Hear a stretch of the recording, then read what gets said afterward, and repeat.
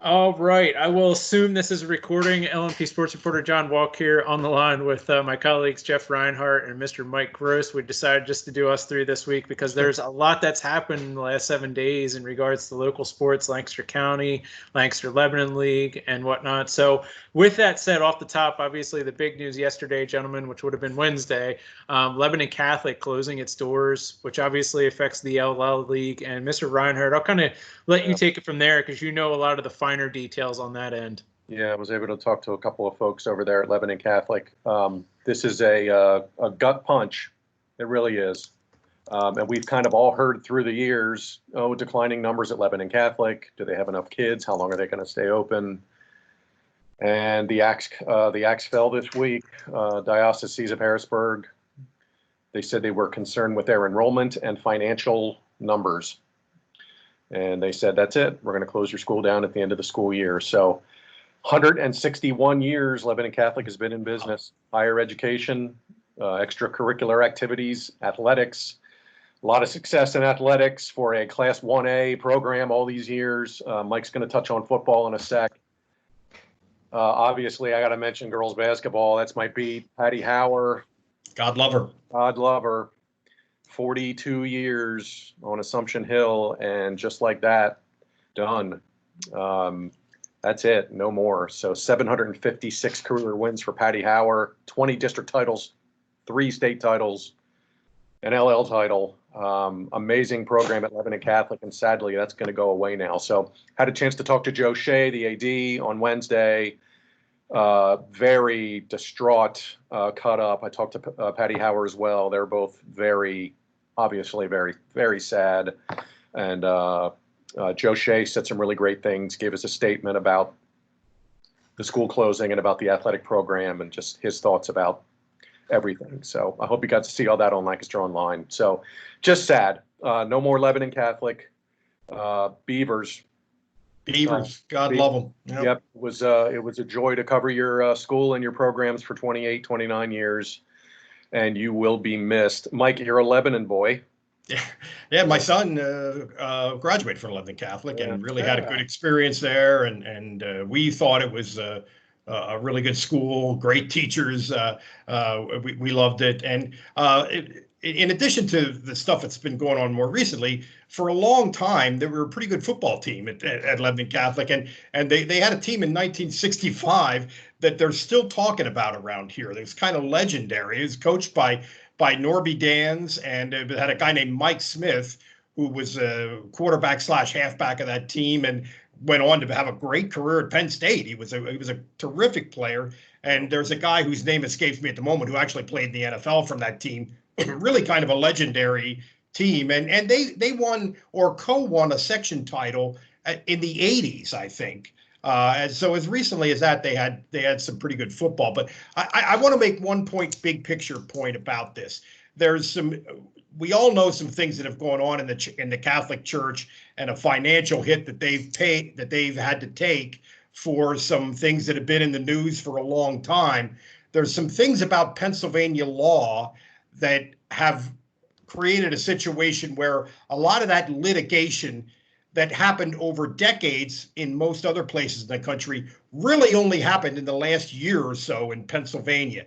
And I got to believe that has something to do with this. A really serious financial hit that the Pennsylvania Catholic Church has taken in a short period of time. And their numbers are down, but we've been hearing that for 40 years that their numbers are down. I was talking to a guy, a buddy of mine last night who graduated from Lebanon Catholic. He's about to turn 50. He said his graduating class was smaller than the current one.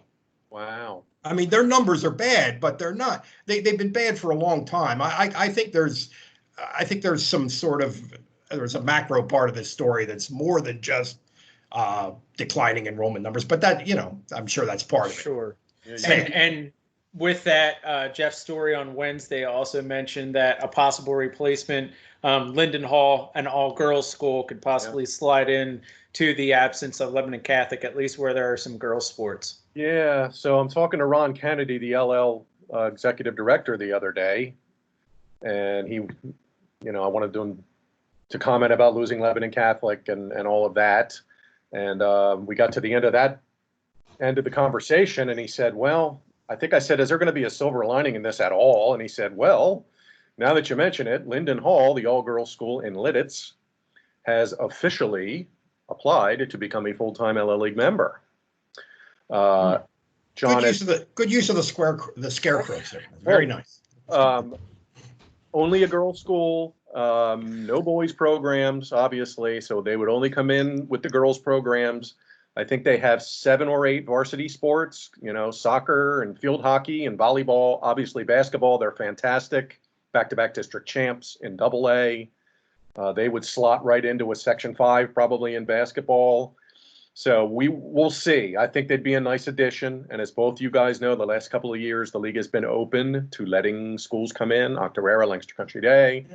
And they're going to be looking for someone now to fill the void with Lebanon Catholic, because the next 2-year cycle, they got to make schedules and classifications, and they got to do all that. So yeah, they might have to realign a little bit. I mean, I don't think it'd be a huge hit, but in some sports, I'd have to look at all the sports to figure that out. The other thing is, you're right, things have changed. There's been pretty considerable reform in the league, and in a couple of days, we're going to find out, Rhines, about the football thing, where they might be. I think odds probably they are going to merge with Berks County and create a really different landscape. Mega conference. I think that'd be 37. So yeah, just for football. We should have some news on that in the coming days, folks. Stay tuned. Yep. And with that, as we said in football, there's been a couple things that we kind of want to mention on that end. One of them being Nolan Rucci, arguably one of the top lineman recruits in the class of 2021 in the entire country. He recently announced he's made a top 9. And I know Penn State reporter Mr. Mike Gross is kind of staying up to speed on recruiting and whatnot. And Mr. Reinhart, you kind of been up to speed just in terms of following Nolan's journey there. I didn't know if you could provide some details on that end. Yeah, he came out on Twitter, like everybody else these days, very nice, and announced his final 9, as the kids do these days. Here you go, alphabetically. Final 9, Nolan Rucci. Alabama, Clemson, LSU. How's that for a start? Michigan, Notre Dame, Ohio State, Penn State, Stanford, and Wisconsin. The tie-ins, Penn State, obviously, his dad, Todd, played there under Paterno, went and played in the NFL, and his big brother, Hayden, is at Wisconsin, just finishing up his freshman year out in Madison. That's a heck of a list. Mike, in your circles and your sources, are they hearing Rucci's name being bantered about in state? Oh, yeah. I think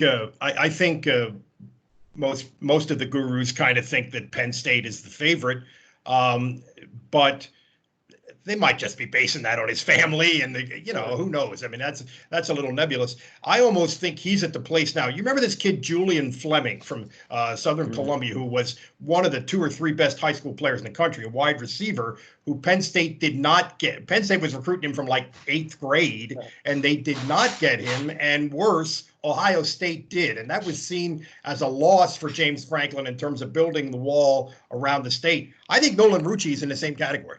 I think it's going to be, if they don't get him, Nittany Nation will be carping on the chat rooms, and it will be seen as a failure. They got another offensive lineman, a guy named Langan. I was just checking his name on my phone here. Langan Tengwall, who everybody wanted. It was down to him. It was down to Penn State and Notre Dame, and he committed from the same class about a month ago, and that seemed to spark a little spurt of like 4-star kids signing. And if you could get him and Rucci as sort of both offensive linemen in that class, that would be big. That would be pretty significant. My gut hunch, just from talking with the family and knowing Nolan and covering him for all the years, I think Penn State's there. I think Wisconsin is there with the brother factor. Yeah. I know, talking to Todd at the end of last season, I know Stanford came up very high in the conversation. How could you not factor that in? I mean, I don't know if you want to go 3,000 miles, but I know, wow. But awesome school, and Clemson also came up high in the conversation. So you can't miss with any of these 9.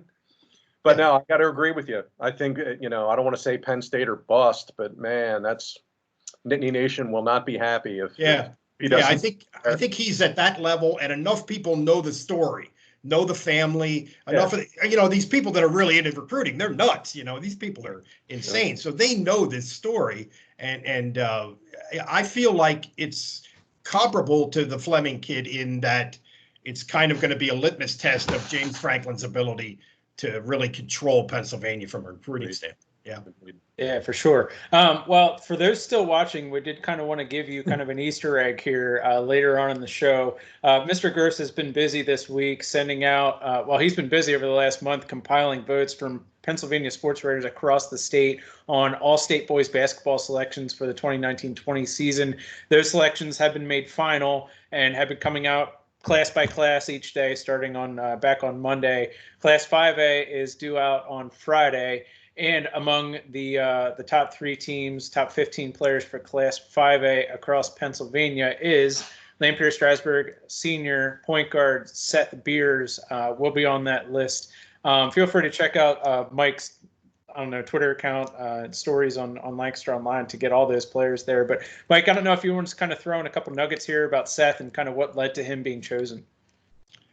Well, I mean, I was, I get to see this from the inside for the first time doing this, and I was a little surprised at the support he got from around the state, like guys out west who voted for him, guys from the Philly area who voted for him. I don't know what they knew, but the cool thing about Seth Beers is the injuries that he played with this year, where he literally was in a wheelchair, going to school in a wheelchair for a few days, and then for 2 or 3 weeks was walking around on every time he wasn't on the basketball court, walking around with a boot.